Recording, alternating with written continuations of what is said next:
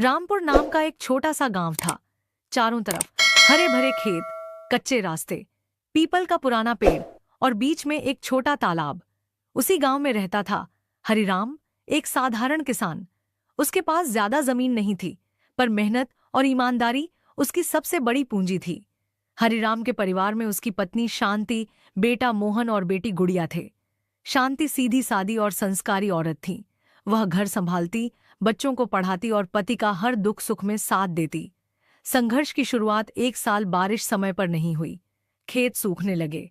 हरिराम रोज आसमान की तरफ देखकर बस एक ही बात कहता, हे भगवान, थोड़ी सी बारिश और दे दे। पर भगवान की मर्जी कुछ और थी। फसल आधी रह गई। गांव के कई किसान शहर कमाने चले गए, लेकिन हरिराम ने गांव छोड़ने से मना कर दिया। यह मिट्टी मेरी मां है, वह कहता, मैं इसे कैसे छोड़ दूं। मोहन का सपना, मोहन पढ़ाई में तेज था। वह शहर जाकर अफसर बनना चाहता था, लेकिन घर की हालत देखकर उसका मन डगमगाने लगा। एक दिन उसने अपने पिता से कहा, बाबा, मैं शहर जाकर काम कर लूं, पढ़ाई बाद में देख लेंगे। हरिराम की आंखें भर आईं। नहीं बेटा, उसने कहा, तू पढ़ेगा, मेरी गरीबी तेरे सपनों के बीच नहीं आएगी। कठिन समय शांति अपने गहने बेचकर घर का खर्च चलाने लगी। गुड़िया छोटी थी, लेकिन मां की मदद करती। पानी भरना, चूल्हा जलाना, बकरियां संभालना। गांव के कुछ लोग हरिराम का मजाक उड़ाते, खेती से कुछ नहीं होता, शहर चला जा। पर हरिराम चुप रहता। वह सुबह शाम खेत में मेहनत करता और मन ही मन उम्मीद बांधे रखता। बदलाव की हवा। एक दिन गांव में सरकारी अफसर आए। उन्होंने बताया कि सरकार किसानों के लिए नई योजना लाई है, सिंचाई, बीज और ट्रेनिंग के साथ।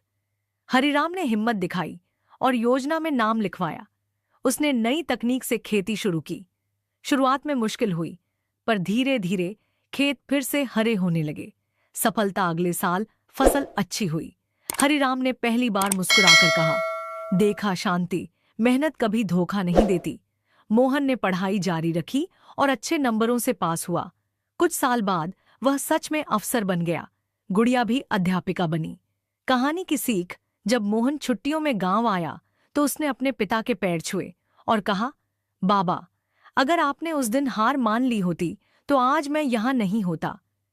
हरिराम ने मुस्कुराकर जवाब दिया, बेटा, आदमी गरीब हो सकता है, पर हिम्मत से गरीब नहीं होना चाहिए। पीपल के पेड़ के नीचे बैठा वह परिवार आज भी गांव के लोगों के लिए मिसाल है कि मेहनत, धैर्य और अपनों का साथ हो तो हर मुश्किल आसान बन जाती है।